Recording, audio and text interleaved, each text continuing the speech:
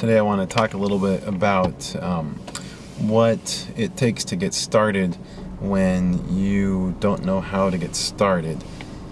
When you look back at the steps that you supposedly need to take to finally make that property investment, and you think, well, what comes first? I need to have this step, but in order to get this step, I need to have that step. But in order to get that step, I need to have that step. It can feel that way sometimes. So I'm going to read a journal entry that I wrote about a year ago when I first really started doing this. I said, I started by asking myself a question. It says, now that you have purposed to be a real estate investor, how do you feel at this beginning stage? And I wrote, I feel like I'm walking on air, but not the way Joey Scarberry did. Now, for those of you who don't know, that's the guy who sang the song that George Costanza made popular, Believe It or Not, I'm Walking on Air, that song. I feel like I'm walking on air, or I felt like I'm walking on air, but not the way he did. Here, I'll keep reading. That's what I'd ultimately like to feel, but at the moment there's no actual bridge spanning the vast chasm between my absolute noviceness and real estate success. And yet I must start walking. There's no clutch to engage, and yet I must shift gears. How do you get a loan when you don't have a property lined up? How do you get a property lined up when you don't have a lender? How do you get backers when you have no experience? That's probably one of the biggest ones. How do you get experience unless you have people backing you? There are stairs I need to climb, but these stairs are made of air. Yet climb I must. It's the only way. The Wile E. Coyote principle may very well apply, which is, as long as you don't realize there's nothing supporting you, you won't fall. This is why Mark Garrison says that you need two things to succeed. And with these two things, you will succeed: education and persistence. I mentioned that in some previous videos. I might have stolen that from him, or it's really just that's what I've heard from all the resources I've read and listened to already. Actually, that's the case. I hear it all the time, including from that book that Mark Garrison wrote, which I think was called Unlimited Real Estate Profits. Anyway, it seems that the very act of persistence itself creates the stairs, or the bridge. If you will it, it will happen.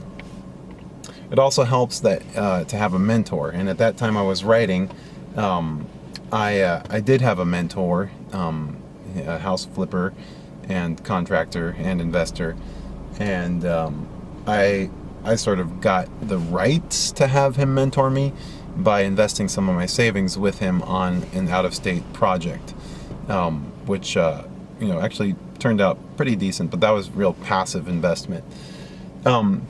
It was helpful to have him as a mentor, and I ended up acquiring many more, and really more people that I can call for advice, that kind of thing.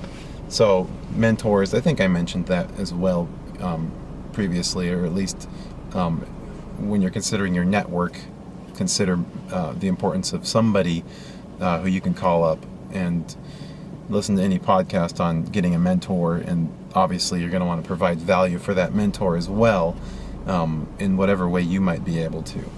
So that's how I felt when I was getting started. Now I do feel traction, even though this property in Bakersfield, which I'm really eager to close on, I've mentioned in previous videos, the lady's just been really difficult to get her to want to part with the property. And I was excited because I spoke with her last week, and she said, I'm sorry for procrastinating. I gave you my word.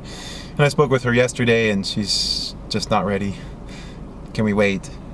That kind of thing. And I'm not going to go into that conversation, but there was more counseling involved, and she even choked up a little bit because her husband died while she was living there, or while they were living there, and just, I guess there's a lot of memories attached to the property, but it's vacant. It's been that way for 18 years. And I'm hoping that she'll see, the phoenix that can rise from the ashes, and I'm really trying to kind of help her along with understanding that, and not let my selfish, I'm not going to call it a selfish desire, but not let my desire to just have the property be the only thing that drives me in my conversation with her. So I'm hoping that this doesn't get delayed anymore. that was kind of a tangent. I was talking about having feeling like the gears that you've been spinning finally engage and you're going somewhere, right? And how do you do that? I now kind of feel that way towards wholesaling. So that's a different area. I think I briefly mentioned that's something I'm interested in. Over about a year and a half or so of driving around, I've just kept a note in my phone of different properties that look unkempt, and I have about 110 of them now.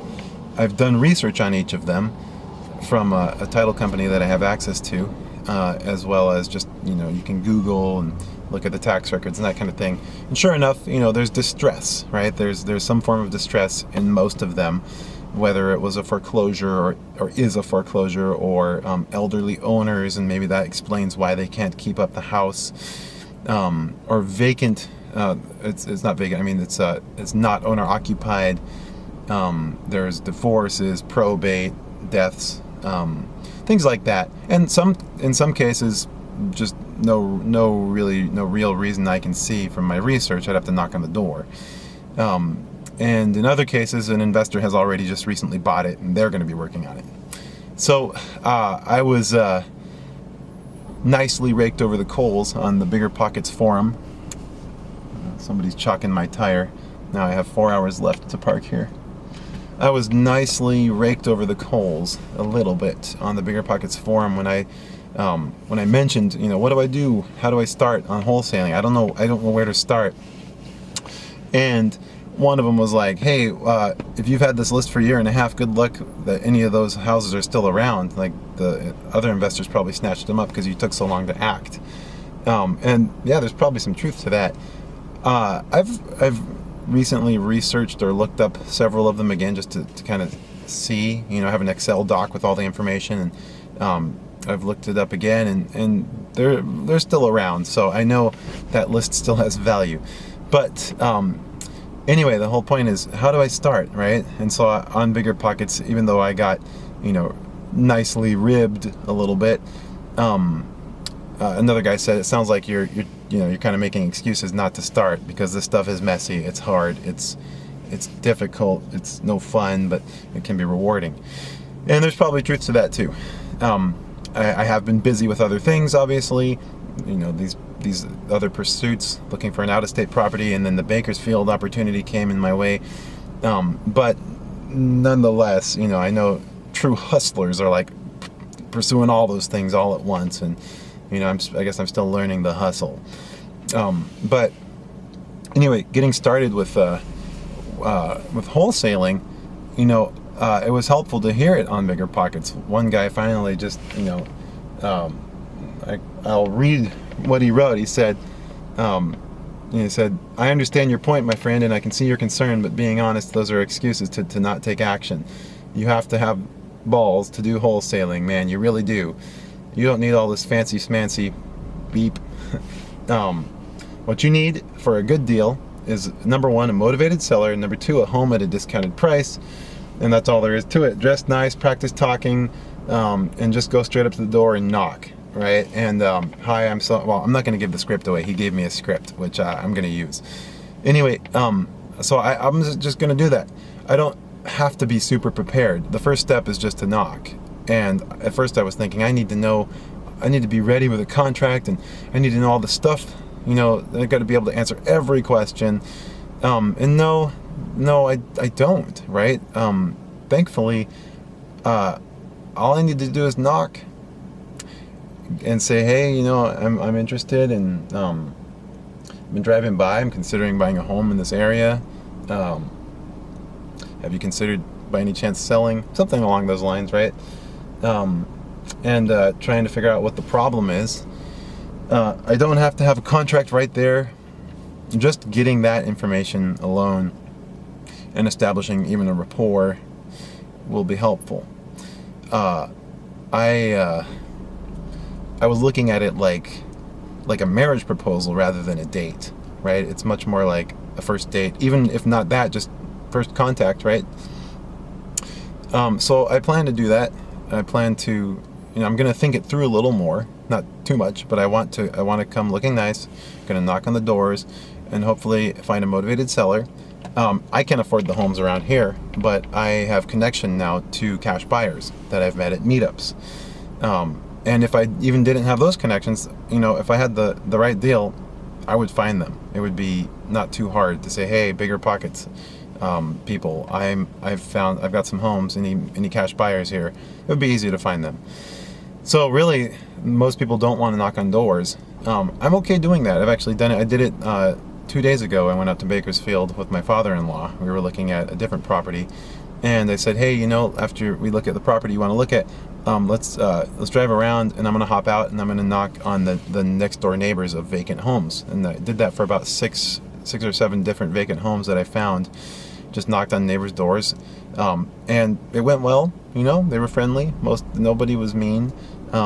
Most people were willing to give me information. So I expect a similar thing with this, because I'm not knocking on doors. Some people will have had foreclosure in their past, and others will currently have a foreclosure. Probably that's the minority.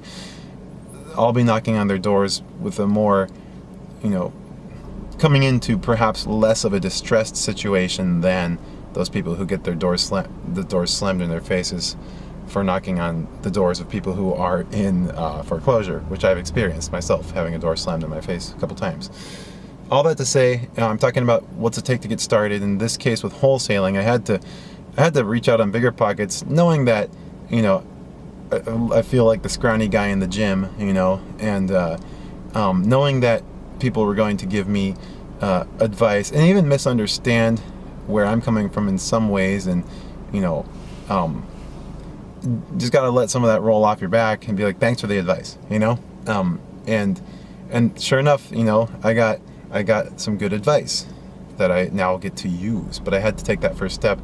The next step will be knocking and learning as I go, and that's, I think, how it's done, right? You just there was a podcast on Bigger Pockets, I don't remember who, but it stuck with me too. This guy wasn't able to get started on something. He wanted to sell his truck, but it still had a lien on it. It's like, how am I going to do that? Well, I'm not going to worry about that yet. I'm just going to vacuum the truck. And that was a great piece of advice. Just vacuum the truck. Do something. Take that first step. You'll feel better about it too, and it'll help you on to the next step. So vacuum the truck, as they say. So let's see. I think there was another thing related to this that I wanted to talk about. But I might save that for a different. Well, I guess I could say this. When it comes to taking your first step, you're going to have to humbly take advice. And look at the people that give you advice. Just look at them as a drill sergeant. The drill sergeant is there to shape you, not to perfectly identify what's right and what's wrong about you. They just really just identify what's wrong, and then they add an extra 20% of what's more, which isn't true, right? They pick on you on purpose. Well, when people are giving you advice, especially people you don't know, in a forum, that can be the feeling that you get, that you're being unfairly picked on a little bit, even though most of what they're saying is true. You want to justify yourself for the remaining 20% that wasn't true. And I don't want to be pedantic like that, and worry about that. Maybe if there's any good advice here, let it slide. Say thanks for the advice, because really, maybe it's true that they sense something else, right? I think these couple guys here sensed that I was making excuses not to begin, because I just was scared because I didn't know how to begin. So how are you making excuses? Ask yourself that sober. In fact, ask somebody else. That's the way to do it. Hey, so-and-so, I told you about my desire to make money in real estate, doing X, Y, and Z. Do you see me making any excuses? Do you see anything I'm doing to hold myself back? And let them give it to you. It's not fun, but it's probably one of the most helpful things you could do. So hopefully that was helpful, and I have more topics I'm looking forward to talking about once I organize my thoughts on them. Thank you.